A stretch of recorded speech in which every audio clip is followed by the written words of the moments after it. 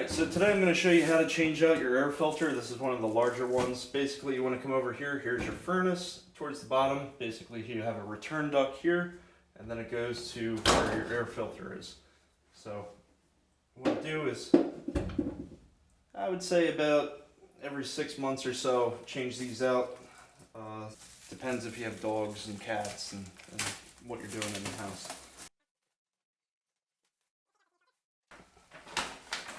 Taking out any of the paperwork. What you're going to look for is, it says airflow, and how you know which way the airflow goes is, one, you can check the way the last one was installed, but the other thing is you can always think this is the return duct. That's always going to come into the bottom of the furnace, and then that's going to go up. So basically the airflow is this way. So I want to make sure that this airflow is going that way as well. So it'll give you a date installed, so it's always good to write this down just in case you forget. Now, it's funny that they put it on the top because ours is off to the side. If you really want to put the date, you might as well put it where you can read it.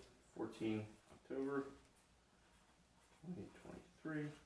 So that way, if you want to know when you installed it last, you can just take a quick look. So I'm going to pull the old filter out.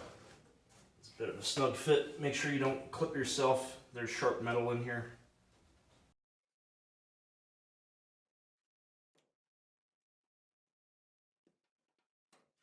So just make sure you don't cut yourself. There is sharp metal here. If you want to wear gloves, that's a good idea.